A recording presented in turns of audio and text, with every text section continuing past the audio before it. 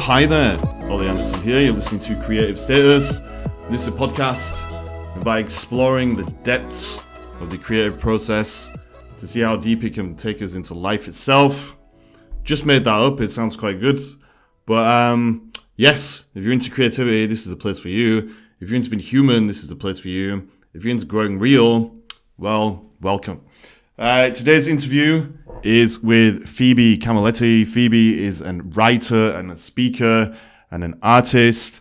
And this is just a really nice, free-flowing conversation about how creativity can help us to expand, what expansion is, what it means in practical, real terms, and how we can go through the creative process in a way that's going to make us more aligned with who we really are, what life really is, and what it's all really about. So, Phoebe, thank you so much for your time. Everyone else, here's the interview. Hope you enjoy it. Thanks a bunch. Boom. Oh, hi there, Phoebe. Thank you for joining me on today's episode of Creative Status. We are going to have a conversation that could go absolutely anywhere, but I believe we're about to start with the topic of expansion, expansiveness. But before we do you feel like introducing yourself, telling people what you're all about and what you actually want to get out of this conversation? Yeah, absolutely. So first of all, thank you so much. Any opportunity to talk creativity with someone who is well-versed is very delightful to me. So I'm very honored, very privileged to be here. My name is Phoebe Camilletti. I'm an artist, I'm a writer, I'm a coach and a speaker, with my platform being one of creativity. So I believe that creativity is a main lens for expansion, and I help people who don't feel creative embrace creativity for themselves to essentially arrive at whatever growth and purpose they're looking for, but maybe they haven't been able to find. So in terms of what to get out of this conversation, I'm honestly just psyched to be here with you, Ollie. Like, we've had some good conversations so far, and you're a very creatively minded guy, obviously, because this is what you're doing. So I think it's just going to be fun, and I'm looking to get out of it whatever we both get out of it. So I'm ready for it. I think that's the healthiest attitude. Like, no expectations except to both be as awesome as possible, because we're recording this and whatever we do say is just going to be there forever. So there is a little bit of pressure.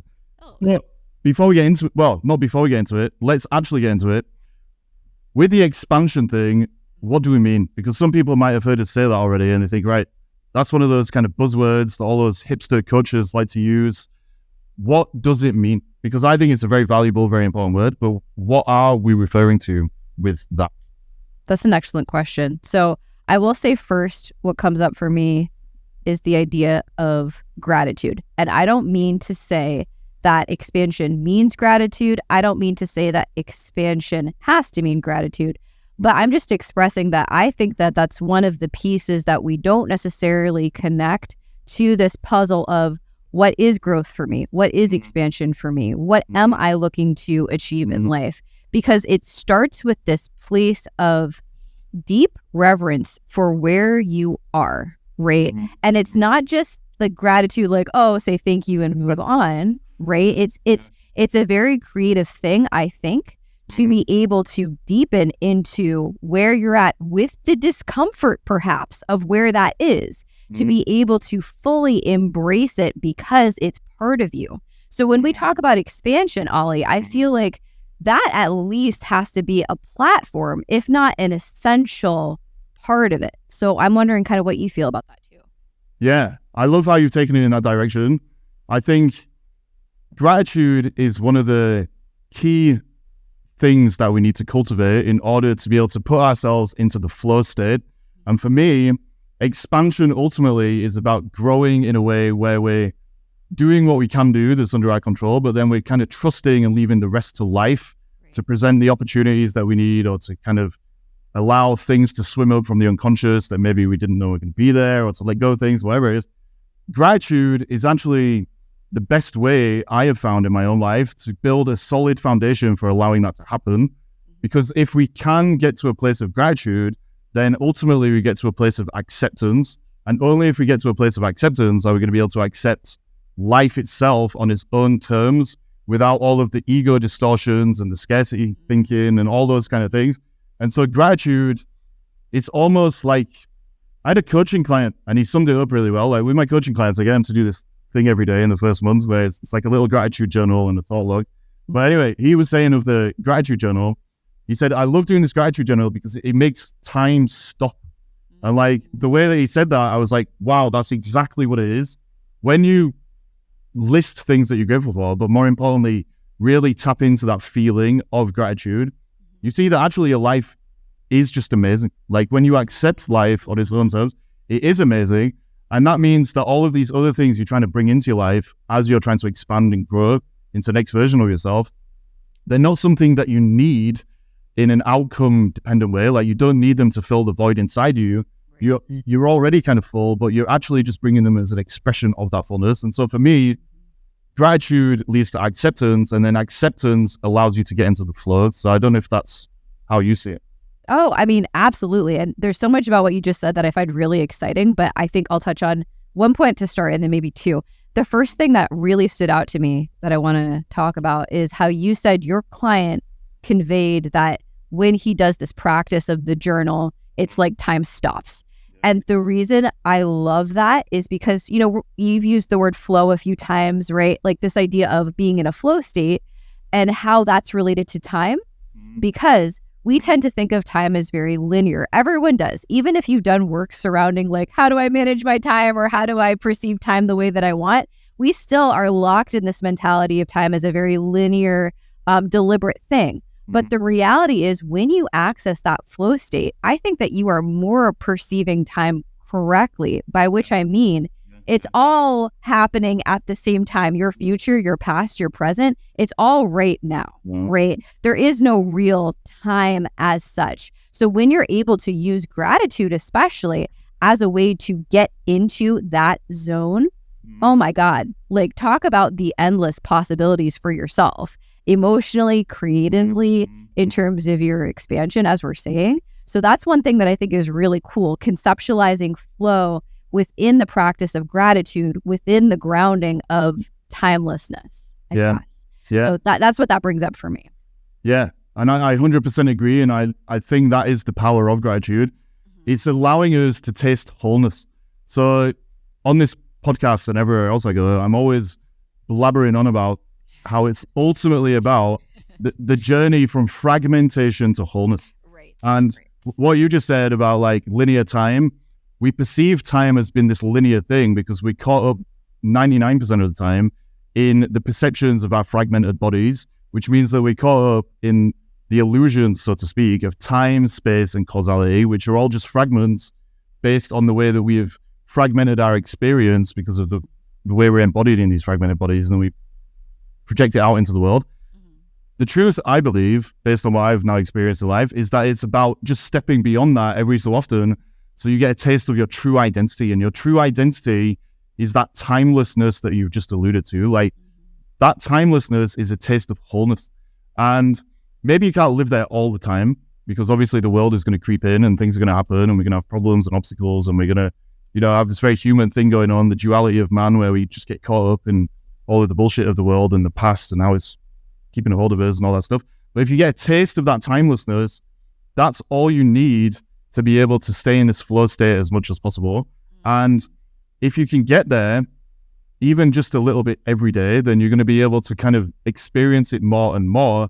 And as you do that, you're going to let go of all the things that are going to stop you from being in that state, if that makes sense. So like all of the fragments, basically that block the flow of the unconscious becoming conscious, are things like time, space, causality, fragmented emotions, fragmented beliefs, etc., etc.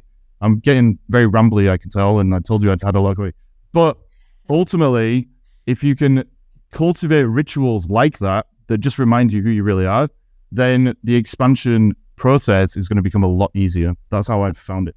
Oh, yeah. I mean, I completely agree. First of all, I think you made some really excellent points. One of my favorite ones I actually just wrote down. You said timelessness is a taste of wholeness. And I want to compliment you for that because I think the phrasing itself is really important. And I think someone just hearing that phrase alone could really get some real value out of that.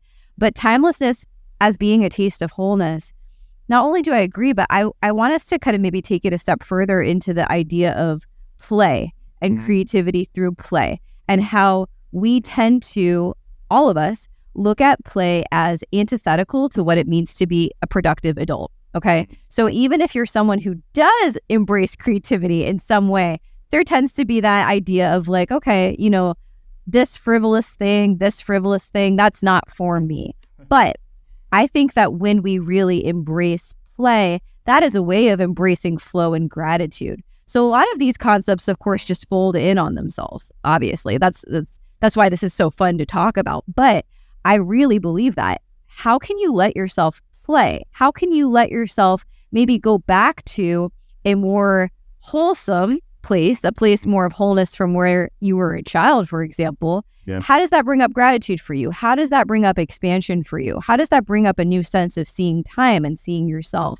And play, I like, the reason I'm talking about it is because I think that's a really approachable thing for people. It's only not approachable in your mind, but something that you can do to experiment, just a little action that you can take that is in the direction of play. I think that's all wholeness and gratitude and creativity. Yeah. I think a lot of the things that we're now talking about are just about returning to our nature. Like, I really think our nature is to be as connected to wholeness as possible, to be playful and spontaneous and joyful, to allow our creativity to flow and to take us where we need to go so we can release things that need releasing and integrate things that need integrating, or just be, instead of being caught up in the human doing stuff that we have kind of valued so much as a culture that's causing people to be locked inside themselves.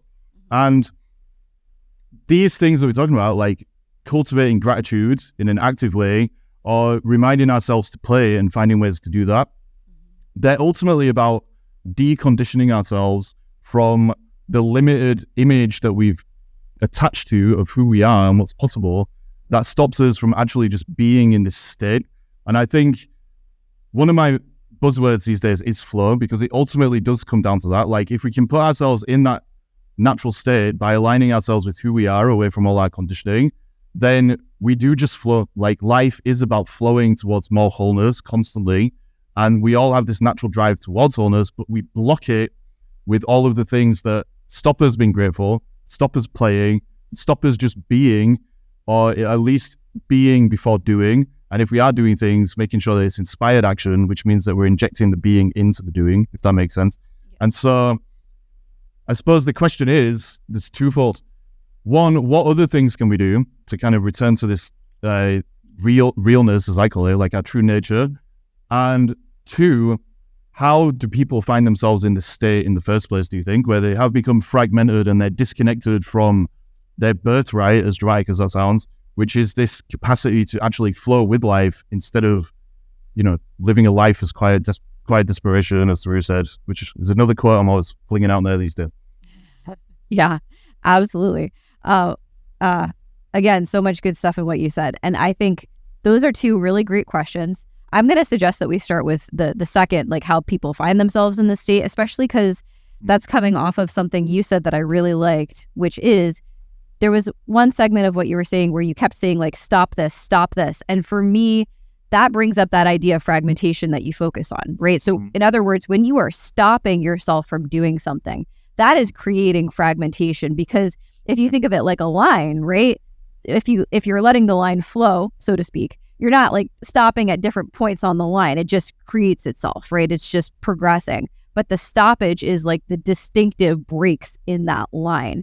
So why and how do people find themselves in a state where they feel unsure, they feel stuck, they feel demotivated? I think a lot of it comes back to that idea of what you're stopping yourself from doing more so than what you're allowing yourself to do. Like those limitations that are creating the stoppages, the chinks in the belief system that you have let be created because of what society has fed to you with this narrative of scarcity, with the narrative of productivity.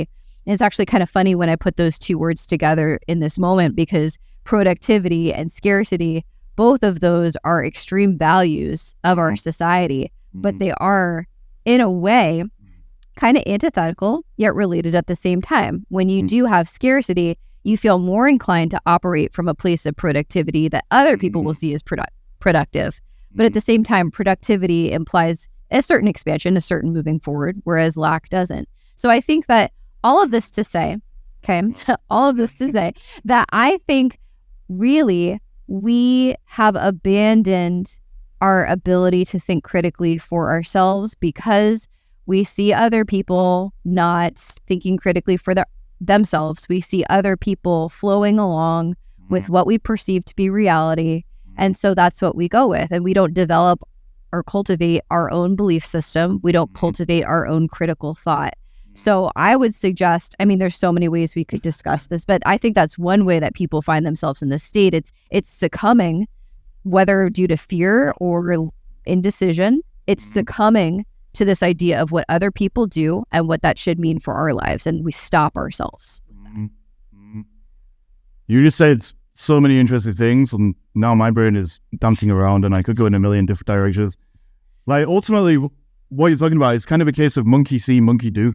Like, people are brought up in a culture where many people are kind of locked inside themselves because of other people been locked inside themselves. And it's basically this intergenerational trauma thing that everyone talks about, where down through the generations, people have become disconnected from the truth about themselves.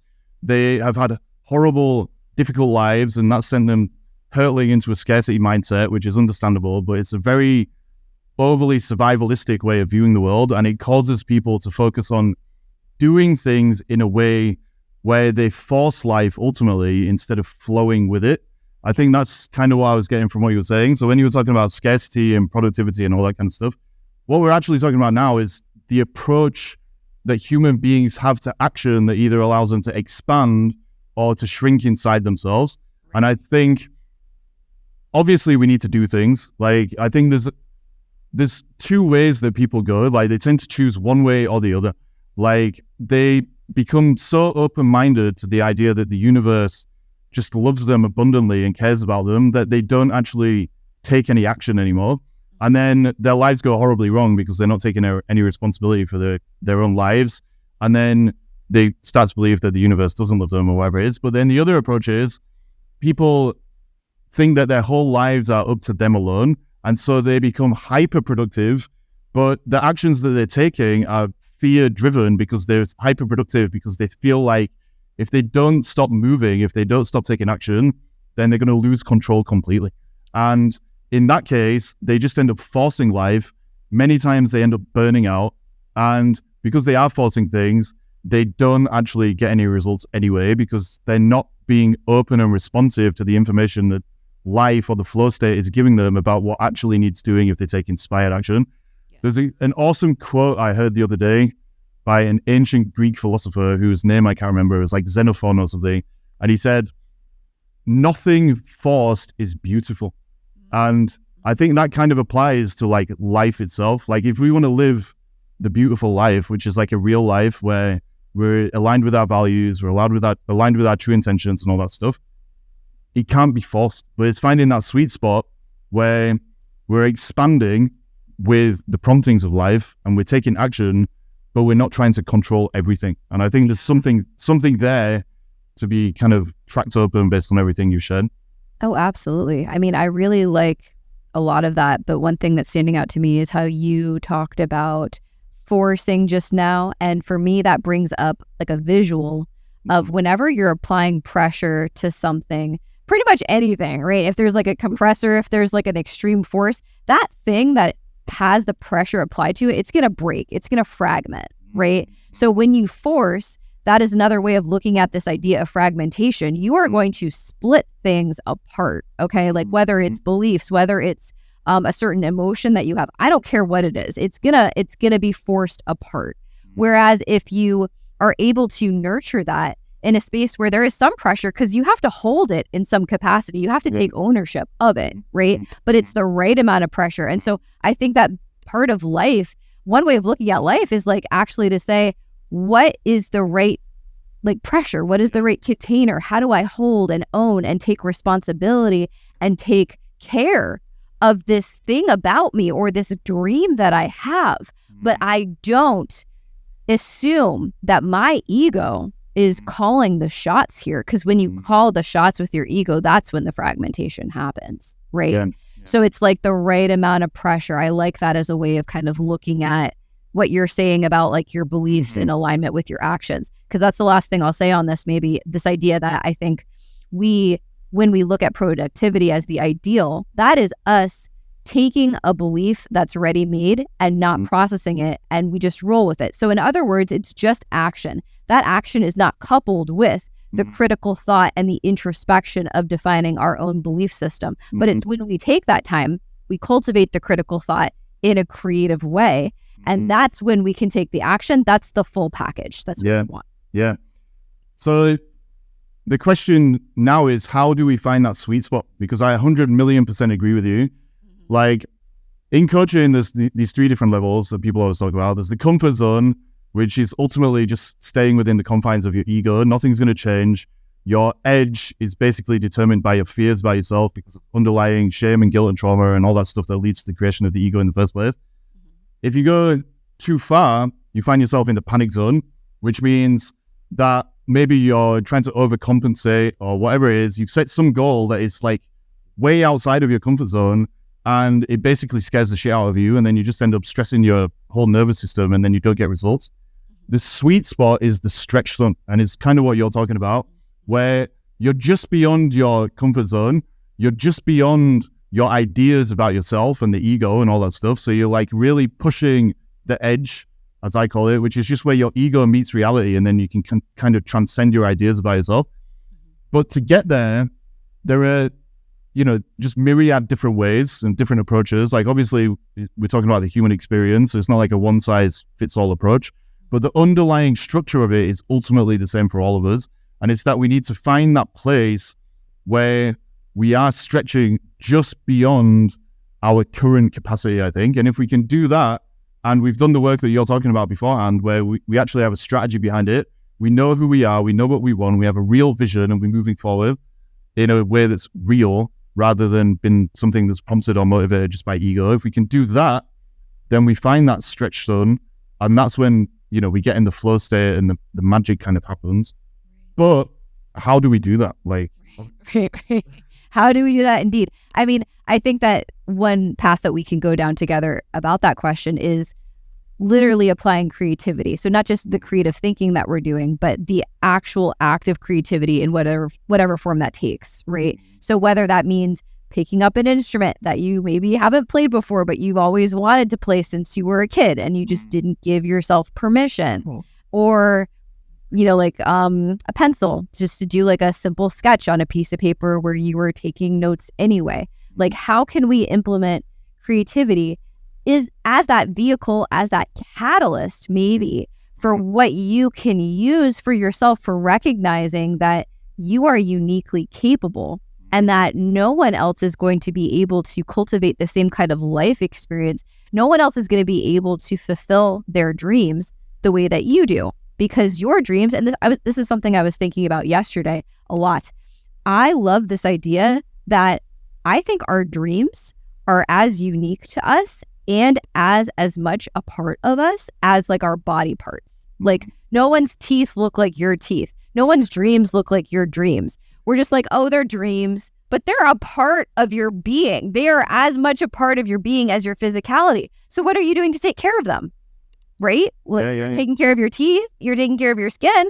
What are you doing for your dreams? So that's a form of fragmentation as well. We'll just kind of put these ideas of like what we're told or what we believe into boxes instead of opening up the boxes with curiosity and creativity to see like, oh, hey, maybe I knew what was in there, but you've actually changed. Or, hey, maybe you weren't in this box at all. Maybe you were in a different box. So I know that that's a little bit of a tangent, but to return to my point, how can we use any creative act that we want to label as creative, because everything's creative, how can we use any creative act as a way of moving forward in ourselves? Like, how can we use that as a vehicle for expansion? Yeah. Wow. Like, ultimately, I think the creative process is exactly what you just said. Is a way of clearing the fragmentation that we have become attached to, so that we can have these tastes of timeless wholenessness and we can see who we really are. Like in those moments, we strip it all away. It's like wholeness is basically the unconditioned consciousness that kind of flows through all of us. And we all have different ways into it, I suppose, because of the individual fragmentation that we carry. But the end result is ultimately always the same. It's that we put ourselves in this magical flow state that I keep talking about. And that's when we kind of get the answers, I think, about what actions are going to be the right actions for us to take. And so if somebody is really fragmented, like they're, constantly holding themselves back, they're hesitating, they've got imposter syndrome and all these different symptoms of, underlying shame-driven relationships with themselves that show up as fragmentation. If they've got all that going on, the creative process can help return them back to themselves. Yeah. And then they'll start to kind of get some inspiration, let's say, or promptings from who they really are, which are ultimately just showing them the direction they need to move in to, live the dreams that you're talking about and stuff like that. There's a kind of, there's like a way you can get into that place by, it's basically like, I'm going to get a big kind of off the wall here maybe, but like, ultimately what we're talking about is the union of opposites, so to speak. So like the only way you can get in that creative place when you're playing your guitar or whatever it is you have to let the unconscious and the conscious minds be pointing in the same direction. But it's not just at the level of the unconscious and unconscious mind. It's basically all of the duality we carry kind of coming together in a kind of weird 0 point so we can transcend it. So another, like the unconscious and conscious mind, that's a fairly common example, I guess. But another way of looking at it that might make this more tangible for people and make me sound like less of a lunatic is the masculine and feminine sides of us. So recently, or yin and yang, let's call it yin and yang, right? So I think like we all have like masculine and feminine energy, and like we predominantly have one over the other. If we have predominantly masculine energy, we need to find a way to kind of loosen up and to be receptive, which means that we're putting ourselves in the yin state, like feminine state, receptive to these intuitions and ideas that are available when we get in that place. If we're predominantly very feminine, then we actually need to be a bit masculine, which means we set a vision in a direction. The end result of both, either the masculine stepping into the feminine or the feminine stepping into the masculine, is that they get that kind of resistance that you were talking about. And if you get that resistance, that's when you kind of reach the 0 point. Like an example from my life recently, to make it even more practical, like I do yoga every day. Monday to Friday, I do power yoga. Power yoga, as the name suggests, is very yang energy, like masculine, like you're doing all these standing poses like a warrior and you're doing push-ups and all this kind of stuff. On the weekend, I've been doing yin yoga, which is just, like yin yoga, if people don't know, it's where you basically just slow down, there's no standing poses, and you hold the poses for a very long time. And like, when you hold those poses for a long time, you eventually just get to this point of stillness, like real stillness, where your body is just doing what it needs to do. But then there's this next level where in that stillness, you kind of get this like a presence of motion, because I think everything is constantly moving. And I think the reason you get that presence of motion is because you've I am making this very complicated, but anyway, it's because you get that union of like the masculine and the feminine, the yin and the yang. And in that place, this is how I've experienced it anyway, this is where you get all these ideas kind of swimming up about like what you need to do next, and like the answers to certain questions that you might have been thinking about unconsciously or consciously about the next steps you need to take and stuff like that. Mm-hmm. So I suppose the question for you is that a load of like bullshit, or does it make sense? And if it does make sense, have you experienced anything like that? And what are the practical implications, if there are? Okay, first of all, it makes complete sense to me.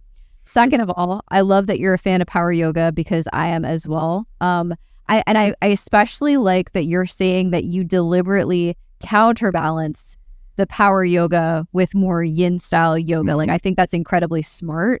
For myself, the way that I like to experience yoga is just on the power side. I don't actively counterbalance it. So any yoga experience that I partake in, I use like weights as part of it, just to make the intensity greater for myself. Because to me, the ability to challenge myself in this place of meditative work and flow is a sweet spot for me. And so I feel like that's very generative for myself. I think that other people don't understand. I feel judgment sometimes from people who will kind of, at least this is what I perceive, right? Yeah. People like, oh, like she's trying too hard, or like, oh, like this is a yoga class. Like, why is she using weights? But for me, that's just it. Like that is my creative license. That is what I do for my body, for my spirit, for my whole mentality about everything, to have that deepening in the way that I want. So that was maybe going a little bit off from your question, but that's just to relate back to your experience, because I think that yoga is a fantastic tool for everyone. But you had been asking if it makes sense. You asked kind of like, what do we do with that? I forget your exact question, but I can still speak to the generality here. One thing that this is bringing up for me, and I hope this is along the lines of what you were looking for, is this idea of comparison and competition, I feel like. And what I mean by that is specifically in regard to your focus on fragmentation. So I think a lot of the time, one of the barriers to creativity that we run up against, especially if you're a person who doesn't identify as creative, is this idea of what creativity should look like, or what that means, right? But all of that is based on looking outward to other people, seeing what they're doing, seeing Michelangelo's this or Da Vinci's this or whatever, right? And so we have these implicit standards of what creativity is, but the true reality is that what makes creativity is that it is unique to every single person. So in another way of looking at it, everyone's identity is their creativity, and everyone's creativity is their identity. But when we look to other people, when we look outside of ourselves, that is the fragmentation. That is a way of looking at fragmentation, because it's this idea of like, oh, we are against each other or we are separate. But the reality is that we are all together while being a unique angle of that togetherness at the same time. So I like this idea of like, how is creativity something that we can re-embrace a narrative of, so that we can find these things about ourselves that you're talking about? How can we access flow, and how can we access this balance, and how can we reinterpret creativity to reinterpret our identity? So I do realize that was a little bit off from what your question was, I think, but I think that's still a generative thing to talk about. Yeah, and it's really it's powerful, because ultimately what we're talking about is how everybody what we're kind of talking about is how everybody has a relationship with life first and foremost. And if you forget that, that's when you kind of get into all kinds of trouble with fragmentation and all of the symptoms that kind of stem from that. Like I really think now, in the simplest possible terms, all fragmentation is just because of a disconnection from the truth, basically. Yeah. It's that simple, right? Like the truth is whole, the truth is real. And if we detach from that because of stuff that happens in childhood normally, that is ultimately just causing us to feel shame about who we are, then we end up creating this whole kind of veil that we project over reality and treat as being the real deal, which leads us to look outside of ourselves, because we have to keep looking outside of ourselves in order to uphold the illusion. And so when we get in that state, that's when everything we do, like not just our creativity, but literally everything we do, is not for us, but for some imaginary idea of the outside world. And it ultimately comes down to judgment. That's how I see it, right? Like if we're aligned with the truth in the way we're talking about, and we're expanding, then we're in that place of acceptance, because the only thing you can do with the truth is accept it. That's why gratitude is so powerful, like I would say. It's why playfulness is so important, like I would say, because they put you in an acceptance of yourself and an acceptance of life. If you don't have that, well, the opposite of acceptance is judgment, and you'll be judging yourself first and foremost, which is why you have the inner split, the fragmentation in the first place. Although there'll always be some, because we're like human beings in like fragmented bodies, but you can get rid of a lot of it. And when you're judging yourself, you're going to project that judgment out into the world, and you're going to just experience judgment from others as well as a kind of extension of that. Or the actual judgments of others who are fragmented and judging themselves are going to bother you because you're judging yourself, basically. Like if you're not judging yourself, the judgments of other people don't bother you, because you know that first of all, you can't be judged because it's not real, it's fragmentation, but also the only thing that can judge you, if judgment is even the right word, is life itself, based on the results you get and the actions that you're taking. So in relation to what we're saying, like ultimately the creative process, I think, and creativity can be anything basically, like we're saying, it's not what you do, it's how you do it. It's anything that puts you in that place of presence. That is creative, because it's going to allow you to flow with the creative flow of life, blah, blah, blah, blah, blah.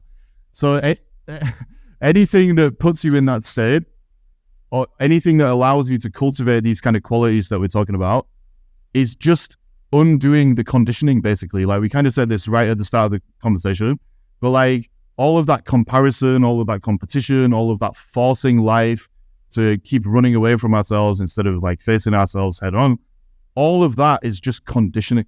And it's this classic thing that people love to say, like, it's not, the way we heal our lives isn't about learning anything new. It's unlearning all of that bullshit.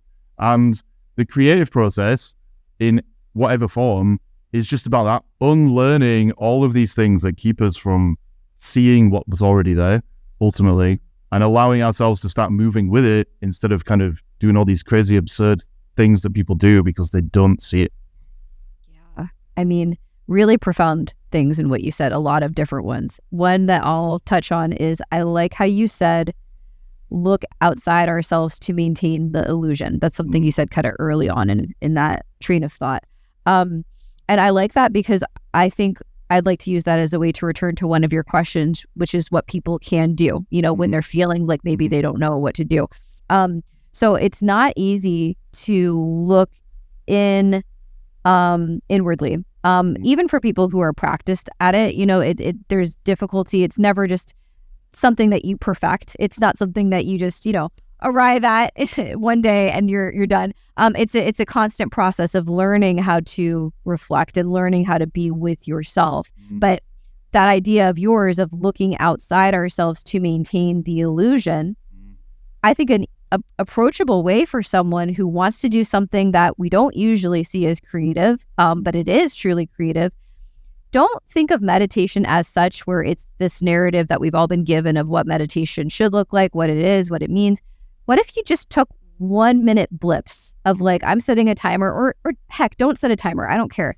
Close your eyes, breathe for 1 minute. That is your meditation for the day, because at least it's starting to get you into yourself. At least you are starting to cultivate the looking inward versus the looking outward that you're doing 99.9% of the time. So I don't care if you don't think it's real meditation or not. It is real meditation to do even something like that. Let yourself show up. Let yourself feel whatever you feel in the 1 minute. Maybe you feel uncomfortable. Maybe you're judging yourself. Maybe you're like, I don't know why I'm doing this, but some girl on a podcast told me to, so I'm going to do it. Right? So it could be any of these things. Just a minute, do it, and then see what that brings up for you. Maybe it doesn't bring up anything. Okay, maybe I'll try it again a few days from now. Do it again. Right? So I think that this idea of increments is something that I really want to underscore, Ollie, because I think that a lot of us, when we think of incremental steps, we're like, oh, that's such a small thing to do. That's bullshit. I don't want to do that. You know, like what's the point? Why? I'm so busy. Why would I do something? That's how we get anywhere.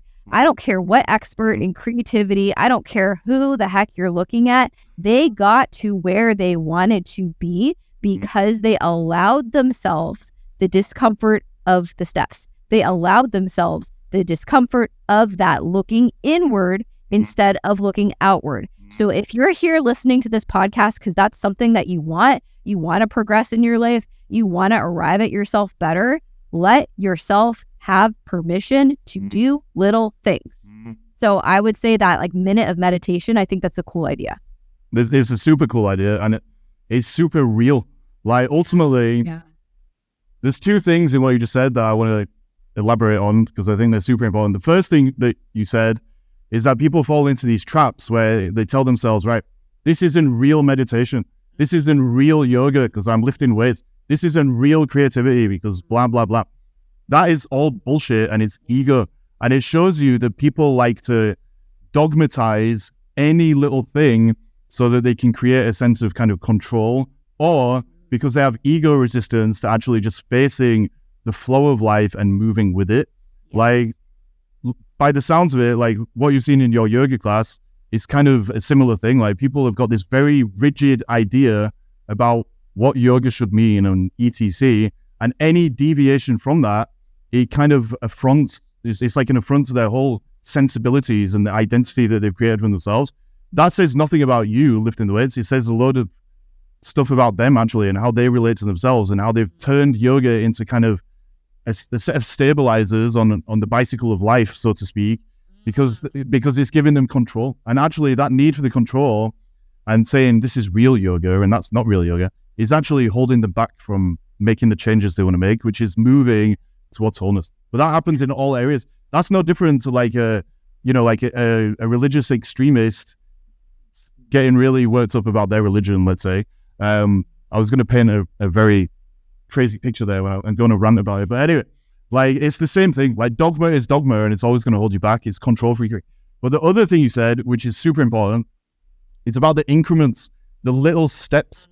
Like the ego, when people are coming at life through the lens of the ego, they think that the only way they're going to solve all their problems is by having some, angel swoop in and give them like some divine inspiration, or to make some massive, grandiloquent change that is just going to be so massive that nothing is ever going to be the same ever again. But actually, what we're talking about is flowing.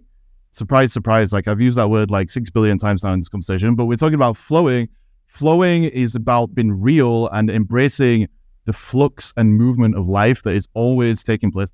And so we're going from fragmentation to wholeness. That means we're going from one state to another state, which means that we're talking about the fundamental law of cause and effect, which applies to everybody. And we don't need massive swooping changes in order to use that law of cause and effect. We build incrementally, day by day, moment by moment, because that's how it works. Like, ultimately, it's a process that we're talking about, not these events that are going to change things forever. It's the little actions day by day that actually build up and make a difference. So, for example, if you're writing a book, you write 100 words a day, then you've got 700 words at the end of the week, and then before you know it, you've got like a huge book. Like, that's how life works. And so those increments are the thing that makes a difference. But only if we understand that only if we're not judging ourselves and the actions that we take, are we going to be able to put ourselves in that place and to work with life on its own terms. Something like that. That's my rant about that. Oh, no, that's perfect. I really, really, really like this thread of our conversation, because that's bringing up something for me that I feel passionate about. So what I'm thinking, and I hear you on all of that, I think I agree completely. What that's bringing up for me is this idea of what we think of when we think of the idea of expansion. So to return to like our original topic of this whole conversation. So expansion, we tend to look at societally expansion in these broad sweeping terms of like what it means to be expansive, what it feels like. And then we look at these people who have achieved success, maybe in ways that we wish we could, whether that means financial abundance, whether that means recognition, whatever that means. And we think like, oh, like that's expansive, right? Like that is like the full expression, blah, blah, blah, blah, blah. So we look at expansion in that huge, grandiose sense, pretty much exclusively. But what if we could look at the expansiveness of each step that we don't see in that larger mural that we tend to think of as expansive? What if true expansion, what if true expansiveness is the minute of meditation? What if it is that moment of discomfort that you sit in instead of judging yourself? What if it is picking up the paintbrush for 5 minutes? What if each of these is true expansion? And we just don't want to see it that way because we would rather be hard on ourselves to keep us from the thing that we actually say that we want. That's exactly what's happening. Like, actually, I could maybe even take it a level deeper, where we are always being invited to take the next step towards expansion. Like in every literal moment, like every moment, we can either choose wholeness or we choose fragmentation, basically. If we choose fragmentation, well, we're just clinging to those old patterns. If we choose wholeness, then we just take the next step and then the next step and then the next step and then the next step. And then before we know it, we've expanded because it's just always happening. Yeah. So Phoebe, we've been talking for 43 minutes already and I can't believe it because it feels like I've been talking for hours. But not in a bad way. Like normally you say like the time, if it feels like a long time, then obviously it was boring or something, but it's the opposite. I suppose what I'm saying is we reached that place of timelessness somehow. Let's say it like that. If you were going to sum this up, if you could, because we have covered all kinds of things, how would you do it? And can you also let people know where they can find you, please? Oh, yeah, sure. Okay. So I'll speak to the second point first. I have a website that is under construction, so I will not share that specific link, but I am reachable on Instagram and on TikTok. Those would be two great ways to connect with me in this exact moment. My username on Instagram is synesthetic, and I'm sure that text can be posted somewhere with the podcast. And my TikTok name is Alightant. So I'm very happy to connect with anyone on either or both of those platforms. I would love to see you. I would love it if you said hi. I'd love to talk to you and hear what you got out of this conversation as you were listening. So that would be great fun for me. Quite a delight. To come back to the point of wrapping up the conversation.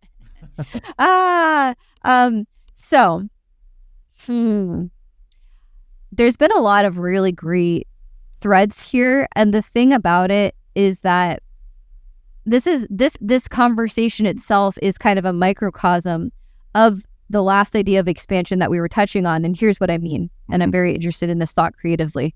How when something looks like it's condensed, when something looks like it's compressed, that doesn't necessarily mean that it's limited. It doesn't necessarily mean that it needed to be more.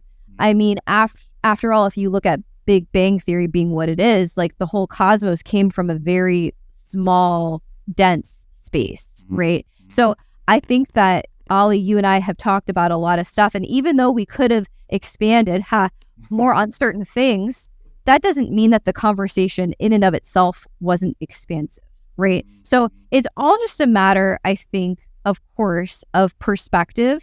And it's a matter of what you, listening to this podcast, or you in a broader sense, allow yourself to deepen into.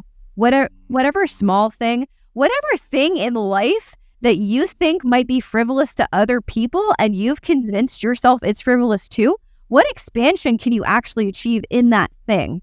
How can you actually rewrite the script for that thing? I don't care how small it is. I don't care what someone else has told you their perspective is of that thing. You feel drawn to it for whatever reason. So go there. What expansiveness is in that small, stupid thing? Like, where can you go yourself?